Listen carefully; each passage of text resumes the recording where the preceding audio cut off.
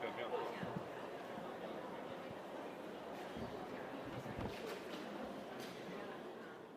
你就跪中间。院长那时候，那你接选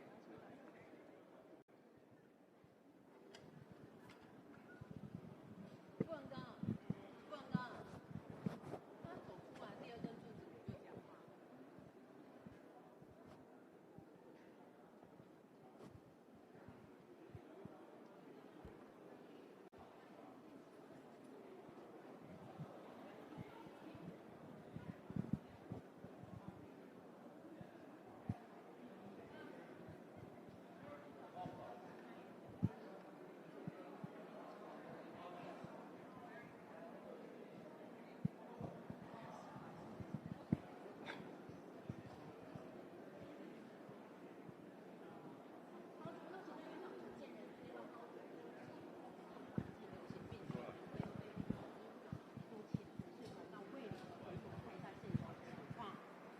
院长是否确定口头未留部长了？部长有请辞吗？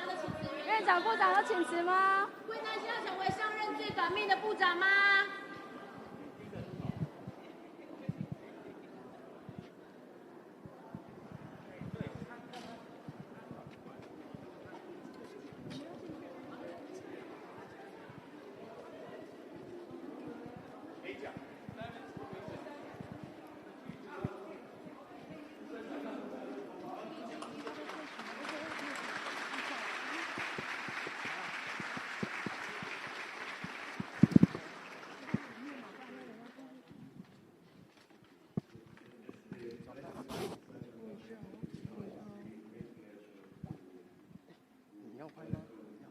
要拍。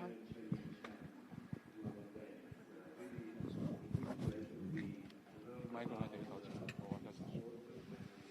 我等下等于我有没出？修了我。他的麦在哪里呀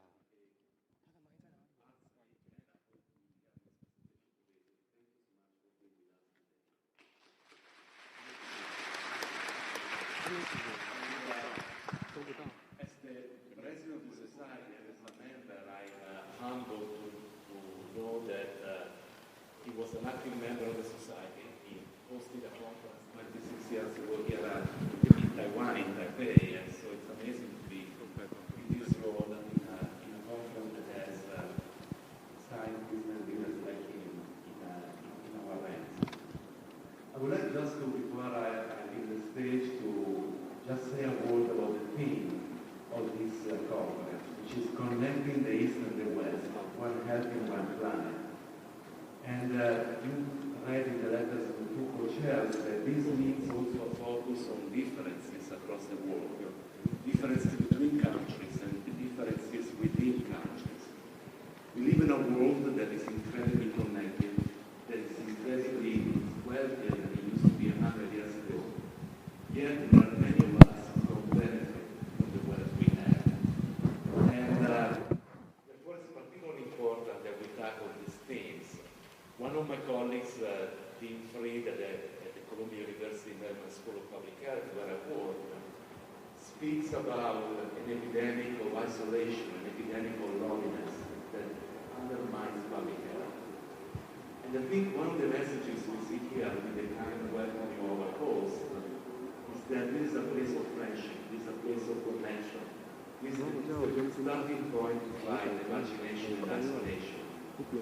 Particularly, I found our host incredibly kind and incredibly smart. And the word that they embody the qualities that we all want to have in the society and we all want to promote. So I look forward to meeting all of you, learning from you, and creating new friendships and collaborations in this week. Thank you so much for being here, and thank you so much for organizing this forum.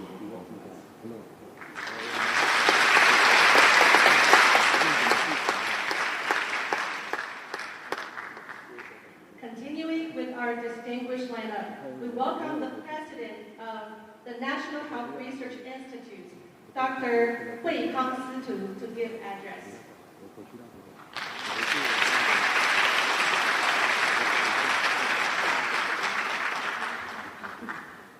morning. Welcome to this 2023 International Society of Environmental Epidemiology Conference. It's a specific theme connecting waste and diseases, one health, one planet. I'm Hui Kang Situ, the president of the National Health Research Institute, NHI Taiwan. So the NHI is a mission-oriented research institute, similar to NIH in the United States. So on behalf of the National Health Research Institute and the organized committee as well, I would like to express our deepest appreciation and welcome all of our delegates, including our distinguished speaker, our moderator, and our participants, especially after the formidable challenge by COVID-19 pandemic in previous 4 years.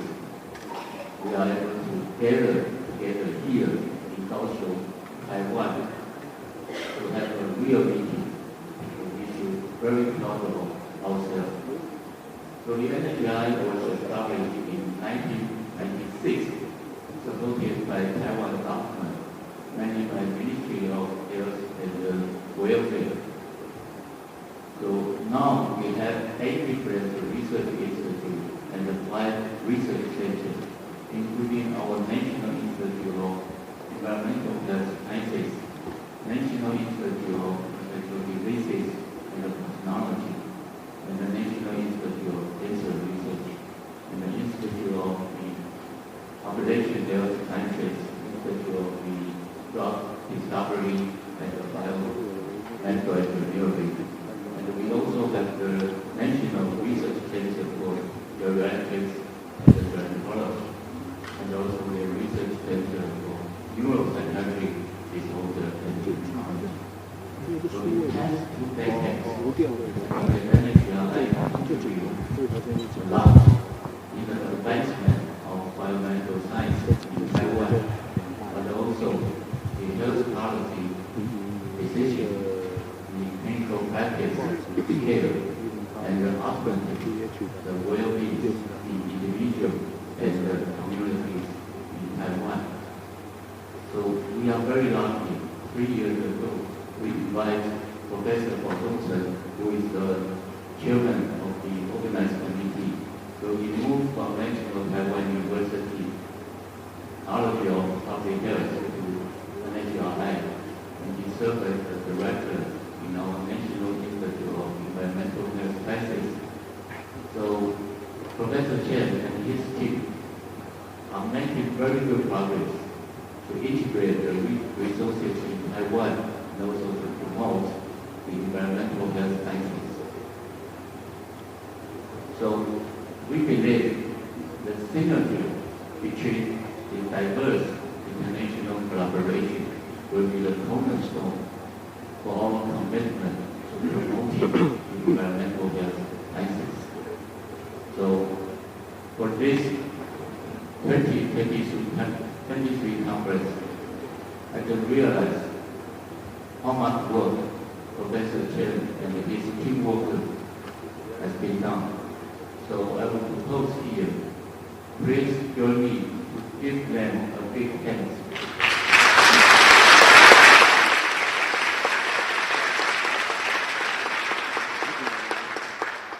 Without their effort, we won't be able to have this conference in this week.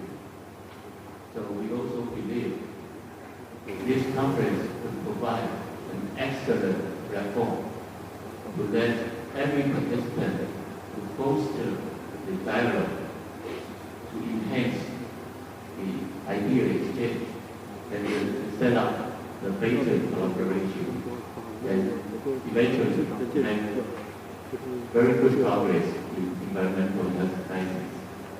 So finally, I hope everyone can enjoy this exciting program and enjoy your stay in Kaohsiung and Taiwan. Thank you.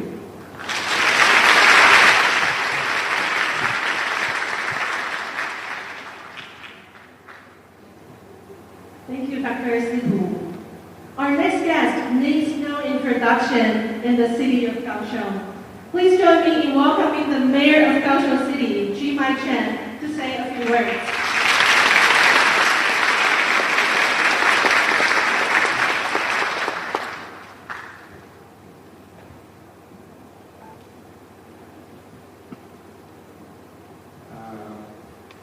Chairman of Copenhagen Company, Dr. Chen, and Principal of Kaohsiung Medical University, GMB, and the President of IC, Dr.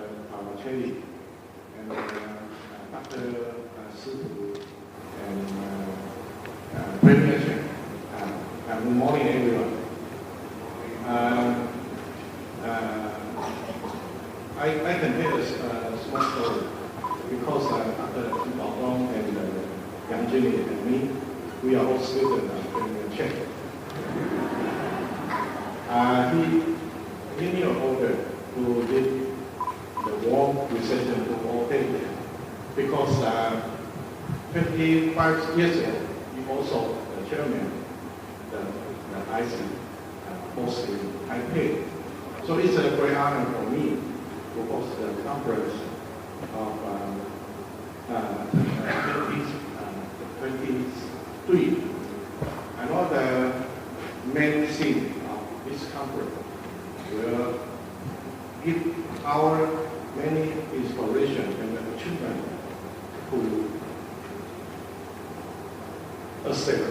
to accelerate the transformation for city or country. So I am very honored to host this conference in our city. This main issue of 2023 conference is connecting the East and the West. One health in one planet.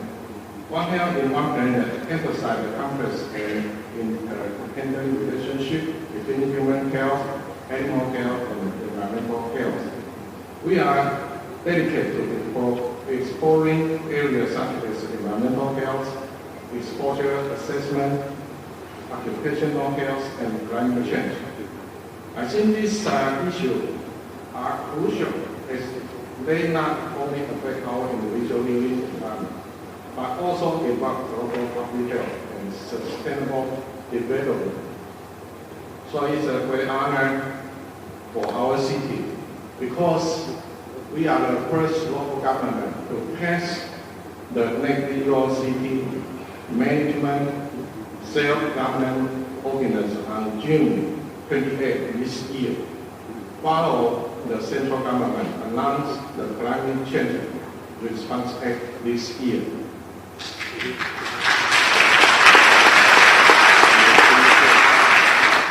So, taking this opportunity, I wish to express my sincere welcome and appreciation to all delegates and wish you have a pleasant stay in Kaohsiung. Thank you very much. Thank you.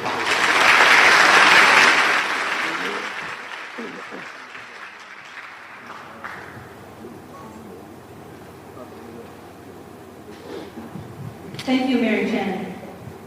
Ladies and gentlemen, today we're joined by a very special guest, as you already know.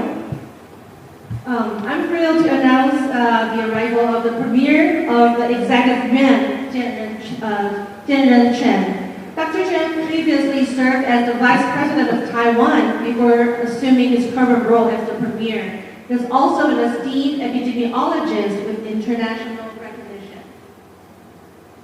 So, without further delay, let's welcome Premier Chen to give the final opening remarks.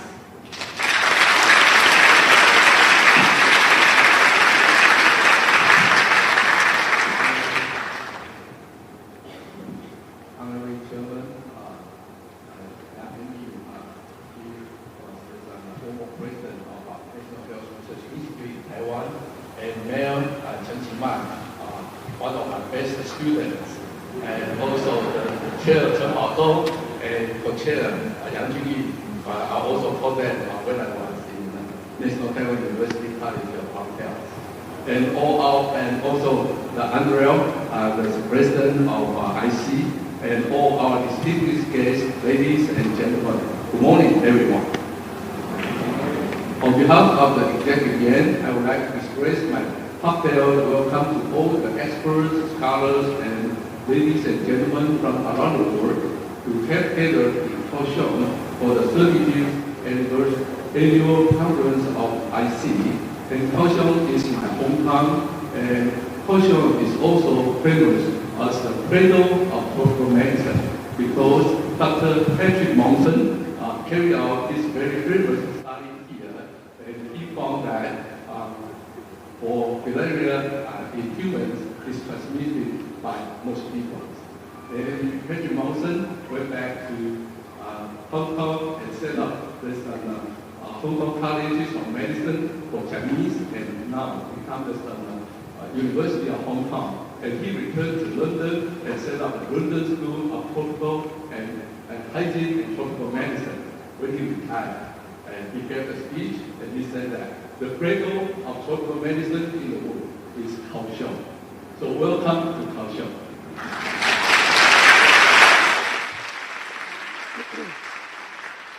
The theme of this year's conference is Connecting the East and West, One Health in One Planet, exploring the impact of environmental pollution on health, covering population level, heterogeneity, and paying special focus on underrepresented groups from an international comparative perspective.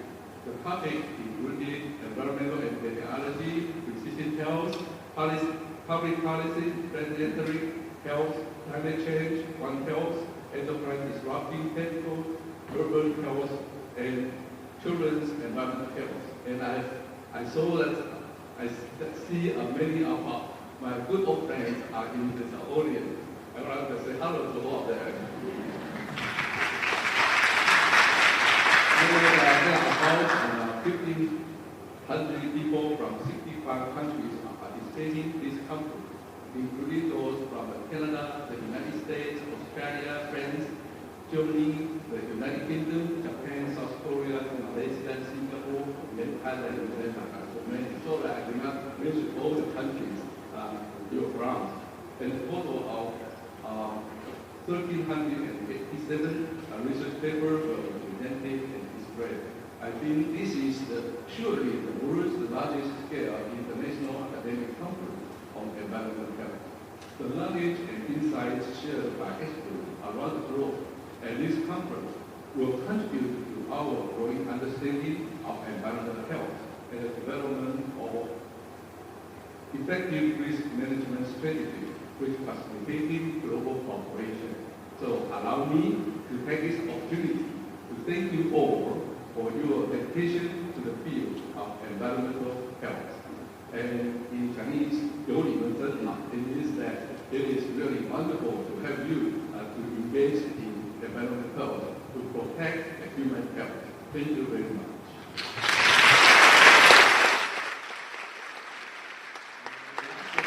I would like to thank the organizing committee for their hard working, especially Professor Chen Haozhou and Professor Junyi Yang. And without their effort, there was no 2023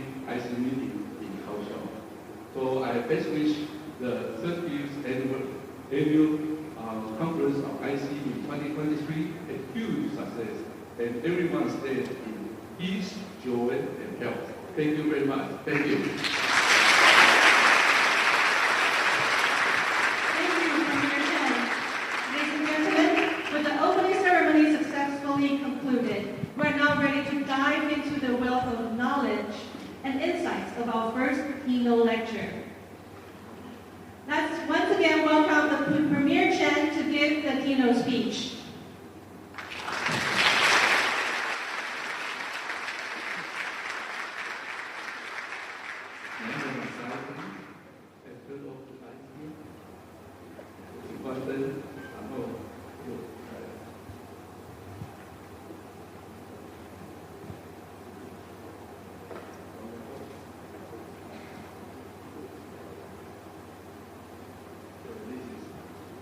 First of all,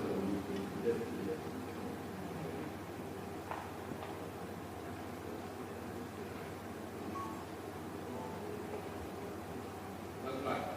High tech, high risk.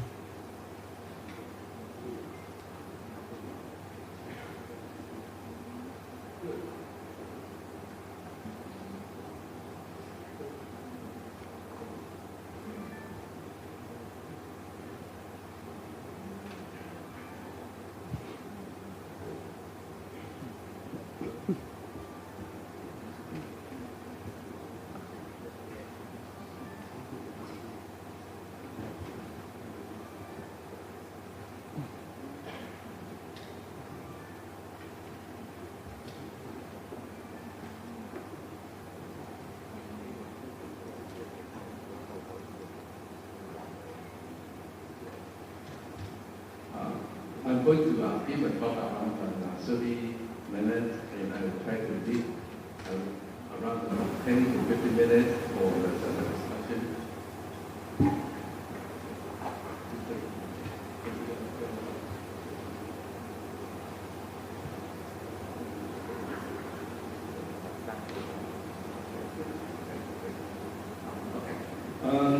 This is the topic I was requested by our chairman, Thomas, and he wanted me to talk about this talk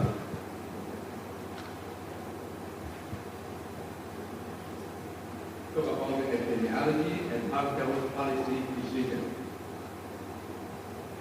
And I was graduated from the Johns Hopkins University.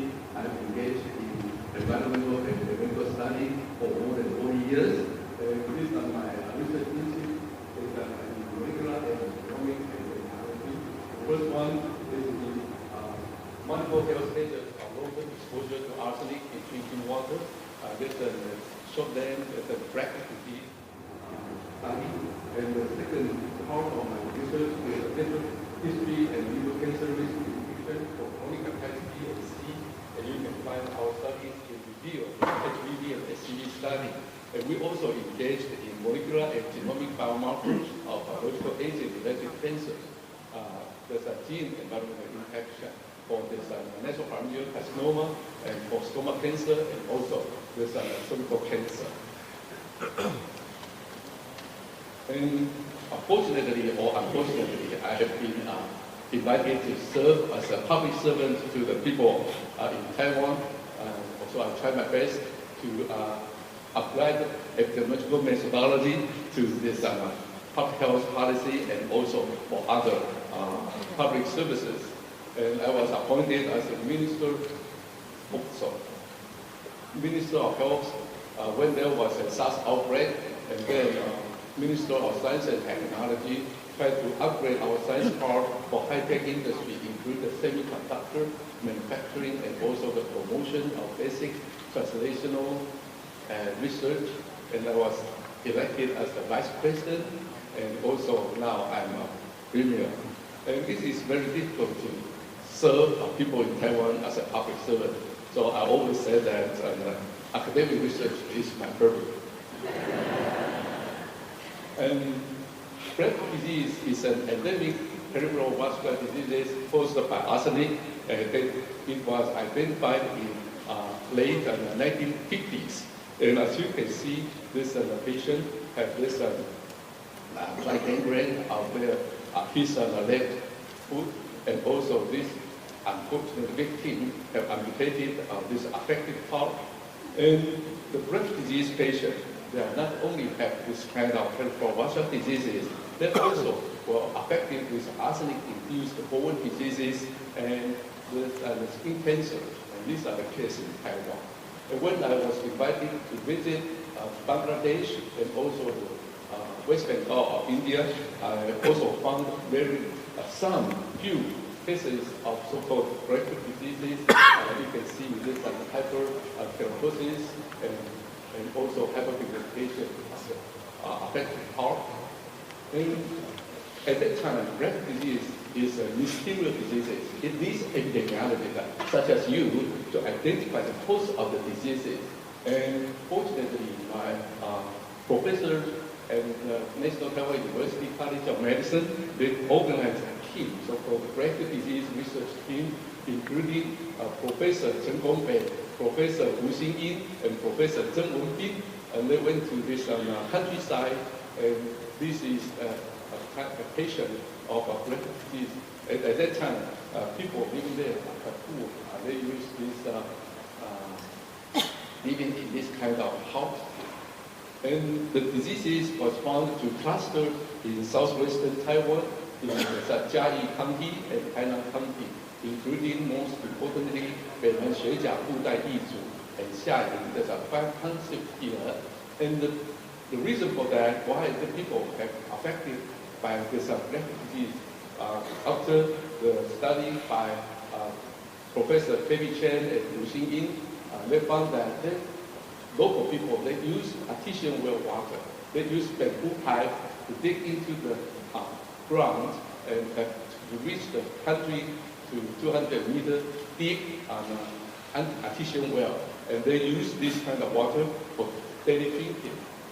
And as you can see, the paper published by Professor Zheng Wenbin in 1977, and he found that the higher the arsenic in well water, and the higher the prevalence of this breast disease for people in age group 20 to 39, 40 to 59, and 60. They all follow very striking dose-response relationship. And this is also true for skin cancer. And when I returned to Taiwan after my graduation from Southeast University, Professor Wu Xinyin said, "Hey, CJ, there's some budget left for you and for breast disease." And he wanted me to study anything related to breast disease. And I found that, unfortunately, breast disease patients have high mortality from internal cancers, including bladder cancer, liver cancer, lung cancer, and other cancers. So the first study I carried out is to do this standardized cancer mortality by BFP ethnicity and well type in southwestern Taiwan. We studied 42 villages and studied periods from 73 to 86, and these are the cancer case numbers we have. And as you can see that if we look at this endemicity of the breast disease, and in the hyperendemic area, the standardized cancer mortality was quite high for bladder cancer, there's kidney cancer, skin cancer, lung cancer, and liver cancer, followed a kind of dose response relationship. And for villages where they use artesian wells, have a higher cancer mortality compared with those use both shallow well and artesian well. And for those living in villages with shallow well, they have lower cancer mortality. So we try our best to follow the step of Professor Zheng Wenbin, and we found that the arsenic in well water, the higher the arsenic in well water, the higher the risk of liver cancer, lung cancer, skin cancer, prostate cancer, breast cancer, and kidney cancer. For men and for women, liver, lung, skin, bladder, and kidney, they are all following this kind of dose-response relationship. But most importantly is that how are we going to help the people in this area? So we have the hope, we are lucky to collaborate with Harvard University to do the risk assessment, and we want to estimate the estimated causes for 1% increase in cancer risk. And we found that if we compare with this the Taiwan population as the comparison population, we found that there's an ED1 or microgram per liter. Some of them were lower than the international criteria. At that time, the international criteria is 50 ppb. So 50 ppb is not protective for this public health. So US EPA tried to identify a new standard, and we all know that for this maximum contamination level 4 for the arsenic, because we are unable to specify a safe threshold level due to the uncertainty about the mode of action for arsenic. So we're supposed to set up a goal of 0, but 0 is really not applicable. And for the analytical measurement of visibility, at that time, as a 3 microgram per liter is the minimal reliable concentration level for most of the lab cases. And the treatment visibility is 3 microgram per liter. So US EPA set up this kind of criteria, but we have also to consider there's a cost-effectiveness ratio of this, the arsenic risk. And when I was the consultant to US EPA, we used the 3, 5, 10, and 20 microgram per liter to calculate the cancer cases avoided. When lower the maximum contamination level, the higher the number of cancer cases can be avoided. Of course, we have best total quantified health benefit, but we also have to spend a lot of money to secure the water concentration is as low as 3 micrograms. So that's a total national cost. This is a total health benefit. Then EPA said we have to try to see whether there's a good benefit and cost ratio.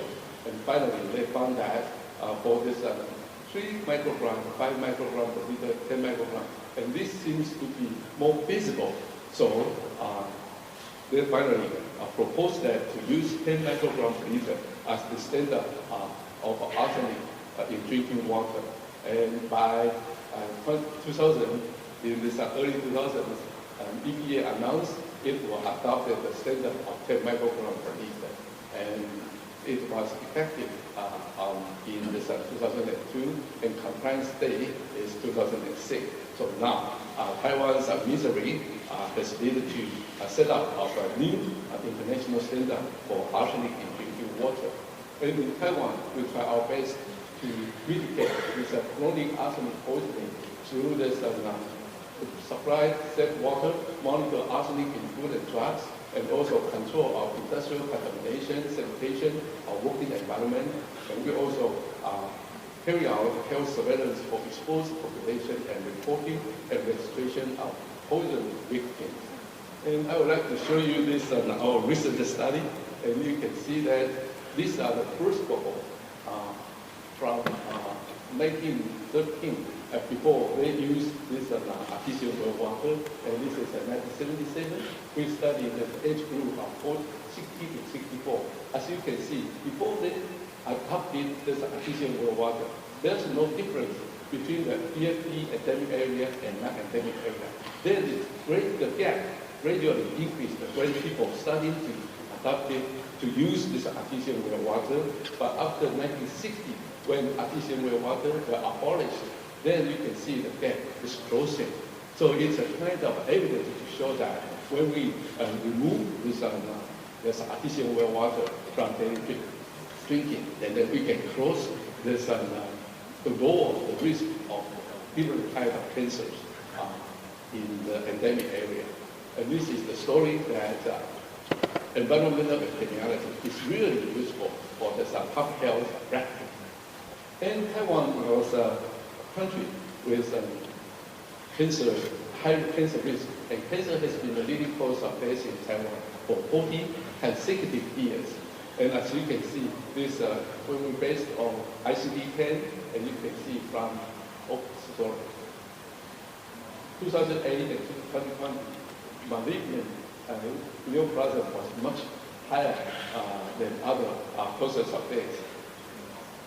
And if we look at the incidence and mortality rate of top 10 cancers in Taiwan, and as you can see here, for the incidence rate and mortality rate, and you can find that there are two unique cancers, their incidence and also mortality are declining in Taiwan. And these are the liver cancer incidence and liver cancer mortality, and also for stomach cancer incidence and stomach cancer mortality. And I would like to share with you the story how Taiwan can reduce cancer mortality through what kind of effort we adopted. And Taiwan used to have a very high mortality from liver cancer. In 1970, and Taiwan was called island of liver diseases. And the reason for that was not clear until Professor Thomas Beasley from University of Washington at Seattle, he came to Taiwan and carried out a very important study we call this GECC study. And it's a kind of insurance-based global study. He recruited more than 22,000 people in Taiwan and tested for hepatitis B surface antigen, and the positive one and the negative one. This is the very first time Taiwan used radioimmunoassay in Taiwan. So it's quite historical. And as you can see here, for surface antigen positive one, the mortality from primary hepatocellular carcinoma after 100,000 is 1,158. And for HBs negative is 5. So the relative risk is 223-4. So he documented that hepatitis B is very important in Taiwan. And he also found that the transmission of hepatitis B in Taiwan basically is from the perinatal transmission. Surface antigen positive model, 30% of the infant will become a carrier. For E antigen positive model, 85% of the newborn were infected by hepatitis B. Palmer said that, if that's the case, why don't we try to carry out some of this clinical trial? So he carried out a clinical trial, checked the efficacy of hepatitis B immunoglobulin with HPV vaccine, and he found that for the vaccinated group, they have very low persistent carrier rate after 12 months of the vaccination, but the control group a very high one. So he suggested to the government that, well, Taiwan should have this nationwide hepatitis B vaccination program. And we did. So you can see that the coverage from 1984 is not high, it's somewhat lower than 90%, but after 1986, it became more than 85% and 95%. So, and this is the paper published by Professor Zhang Meihui and I myself, and we found that among these vaccinees who received the hepatitis B vaccination, and as you can see, when they reach the age of 6 to 9, and first cohort born before the vaccination period have 0.52 per 100,000 cancer incidence, and for the vaccinated cohort is only 0.13. So that's a 75% reduction in liver cancer risk. And this is the very first paper to document that indeed hepatitis B immunization can reduce cancer risk. But in Taiwan, we still have a huge group of chronic carriers, and hepatitis B vaccination cannot help them. And what we are going to do, so we have to identify who should be helped. And we carry out our review of HBV-HCV study in 7 concepts in Taiwan. We recruit more than 23,000 people in Taiwan, and we test for hepatitis B, surface antigen, and anti-HCV. And as you can see that for the hepatitis B carriers, if they were E antigen positive, their cumulative risk of HCC is much higher for the carrier who were E antigen negative. So hepatitis E positive is definitely very important. But we also found that there's the higher the baseline HBV DNA level, the higher the risk of SCC after 3 years of follow-up. So we consider that for the treatment of chronic hepatitis B, we definitely have to identify what are the most important risk predictors of SCC. And then we found that E antigen is important, and viral load is important, and also for ALT level. So we use this kind of risk predictors to triage patients into different groups. And when SARS outbreak was contained successfully in Taiwan, our government started to do this hepatitis B and hepatitis C treatment using this antivirals. And you can see the number increasing since 2003. And I would like to show you that in Taiwan, as you can see, this is basically just chronic liver diseases and cirrhosis. And this is the date for the year for vaccination, and this is the year for antiviral therapy.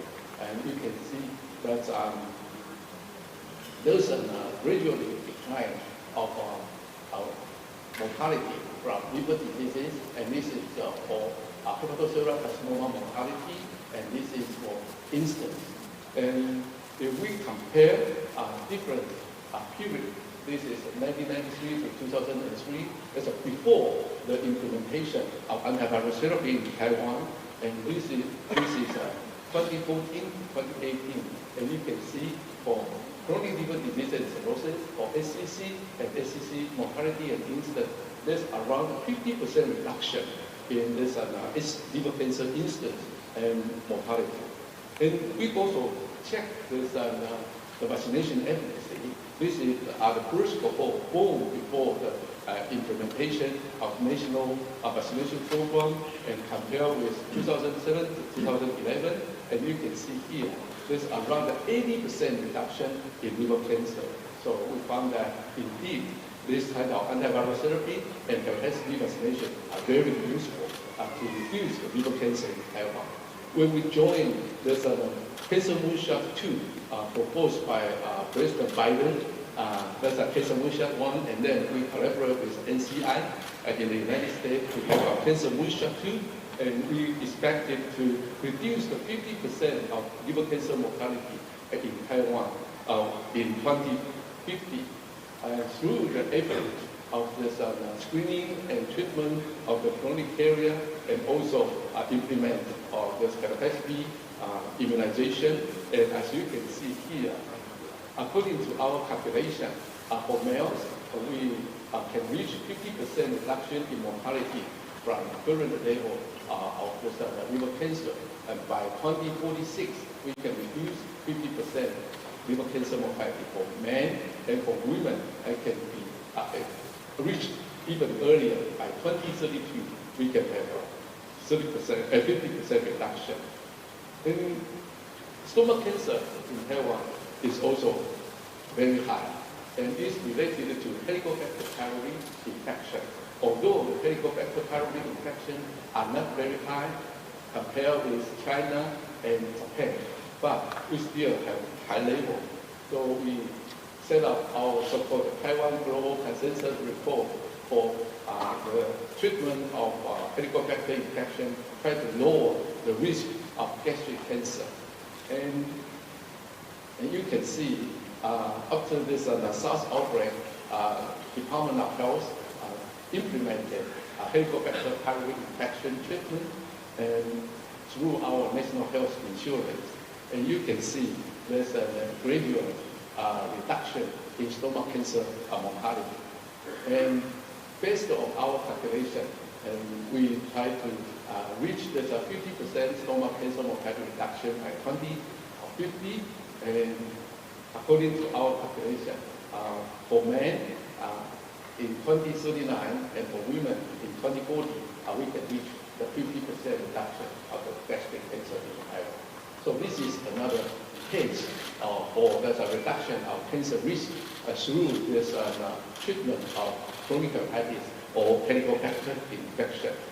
And the third part, I'm going to share with you that if we know nothing about the epidemiology of the diseases, can we do anything to prevent the disease or to stop the transmission of the virus? And this is doing all the coronavirus very well. Okay. In 2003, the SARS virus originated in Guangdong and then spread out to Vietnam, Hong Kong, Taiwan, Toronto, and other countries. At that time, we know nothing about this SARS virus, and we don't even know the epidemiological characteristics, and we only know is the infection control, ABC. That's this quarantine, isolation, detection, and testing, and also this the hospital infection control. And as you can see, at the very beginning, Taiwan can cure this SARS cases imported from China or Hong Kong very well. Unfortunately, we have hospital infection outbreak and then followed by different spread to different hospitals. And I was appointed as the health minister on May 18 because the situation seems very difficult. And the president at that time said that, or she said, there must be someone to jump into the volcano to seize the fire. And I'm the one to push into the volcano. And what we can do is that we definitely have to organize a very good national control and medication committee and set up an advisory group. And we passed the special act for SARS control and medication, and we have a special budget for it.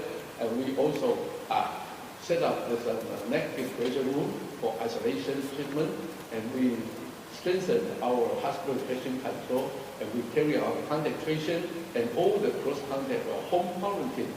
And we have fever screening of the general population, and we have ordered quarantine. And fortunately, the disease was contained on June 16th. So it took us 28 days to contain the outbreak in Taiwan. And as you can see, we look at the incidence rate of SARS per 100,000 in 2003, and Taiwan was a lower one than Singapore, Beijing, and Hong Kong. And this is the very first World Health Organization announced a list of areas with local transmission and also the travel alert. And we look at that duration of staying in WHO's list of areas with local transmission.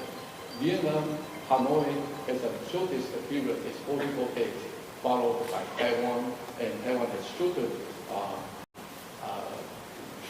duration than other cities in the world. But I just mentioned that it took us 28 days to control the SARS outbreak, but it took us 18 months to try to reform the epidemic prevention system in Taiwan after the SARS outbreak. And we have to amend our Communicable Disease Control Act, restructure our Ministry of Health and Taiwan CDC, establish national healthcare system for infectious diseases, enhance hospital infection control, and improve communicable disease surveillance and reporting system domestically and internationally. And we also optimize our border quarantine, and we recruit an epidemic prevention specialist in Taiwan CDC, and we set up National Health Command Center. When there's a pandemic, then we will activate a National Health Command Center into the Central Epidemic Command Center to do this pandemic control. So after year 2003, we wait, and fortunately or unfortunately, in 2019, there comes the COVID-19. And when COVID-19 came, and because we set up a very stringent surveillance system, so I will share with you that on the last day of 2019, our Taiwan CDC colleague found that there was a cluster of acute pneumonia in Wuhan through the social media.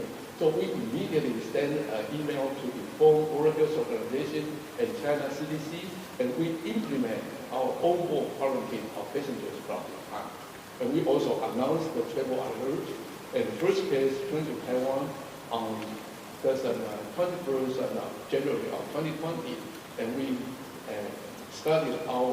activate our Central Epidemic Command Center. And as you can see, this is our president, Dr. China.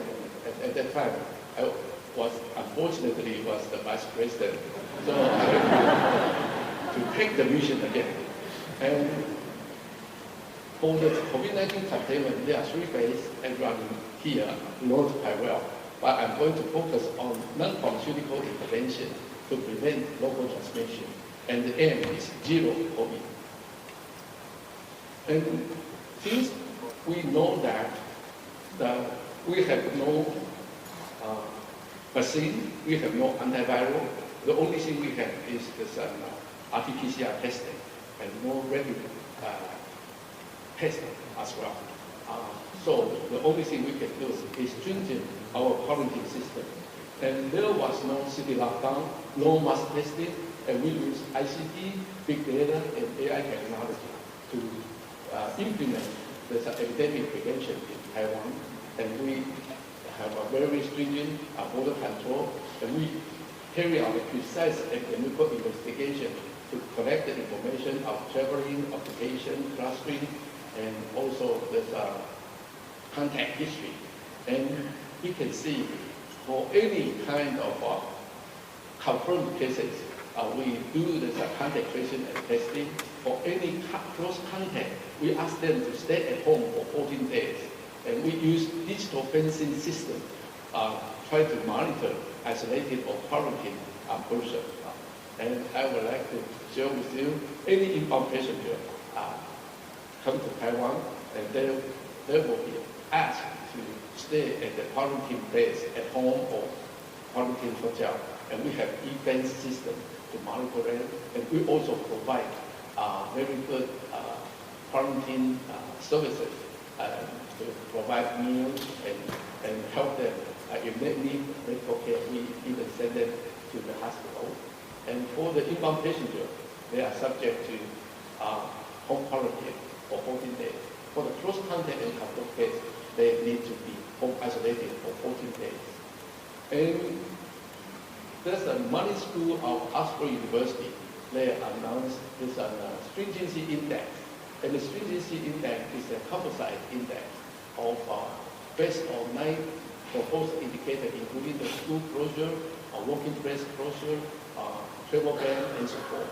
And the score is 0 to 100. And as you can see, the purple one, the Taiwan has the lowest stringency score. And the reason for that is because we don't lock any city, and we let the people go to school normally, go to work normally, except for the isolated and quarantined people. And you will ask, how many people we have quarantined or isolated? And by the end of 2021, we have home isolated and quarantined more than 1 million people.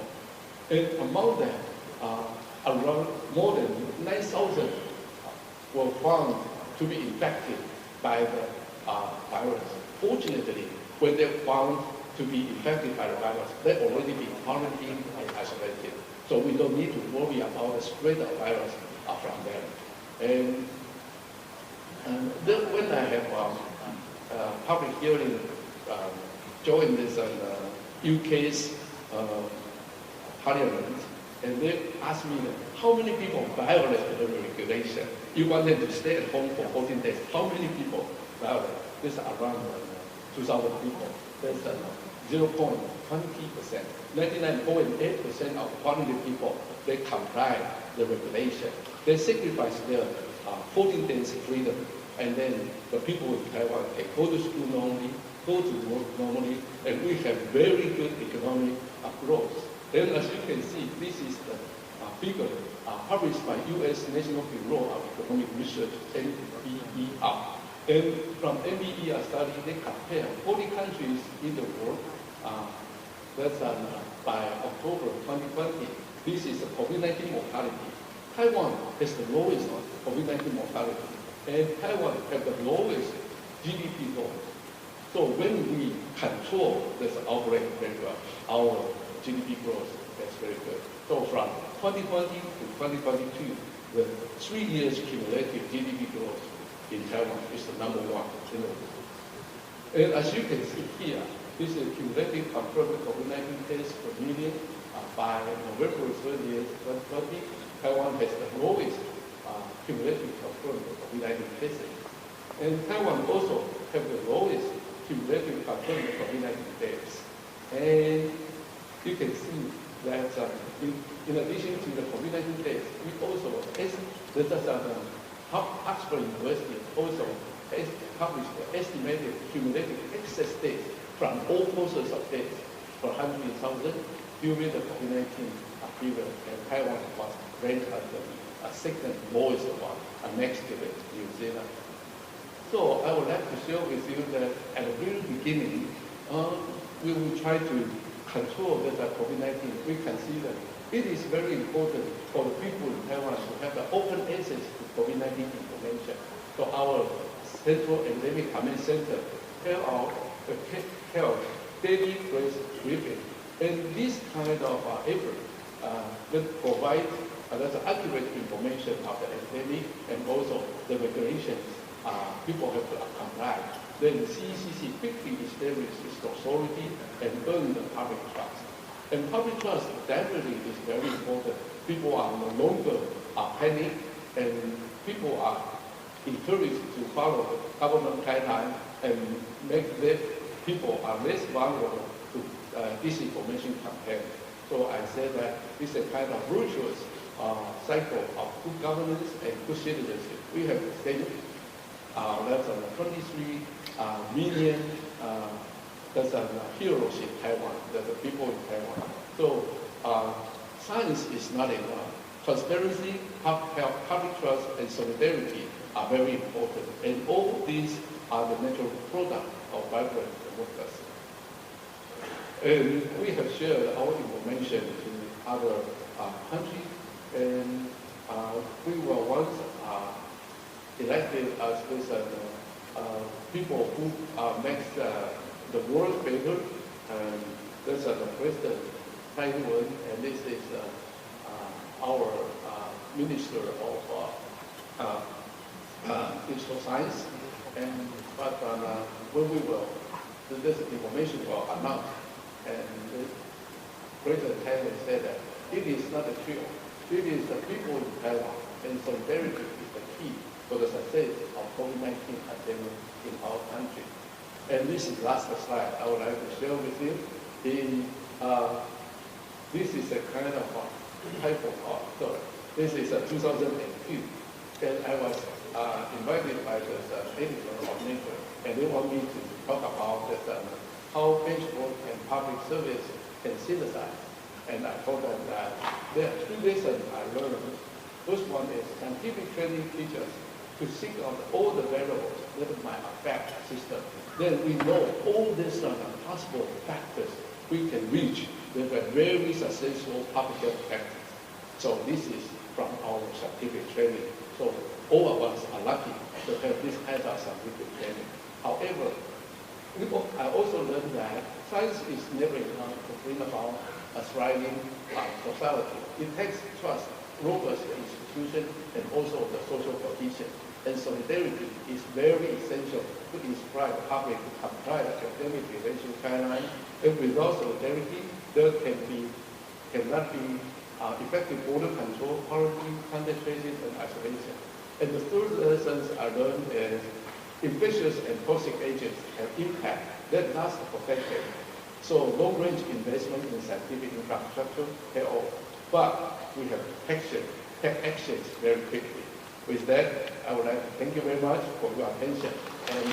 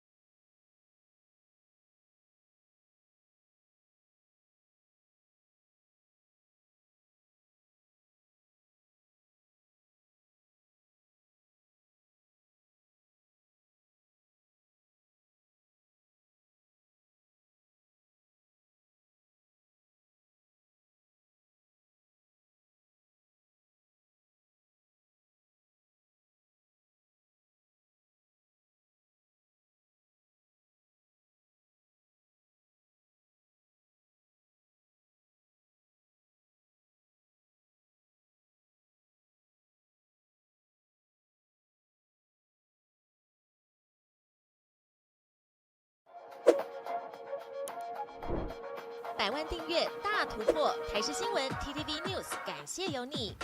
重要直播随时掌握，时事新闻不漏接，一刀未剪，新闻看得更完整。国际重大事件 ，catch 时事最新脉动，按赞订阅，开启小铃铛。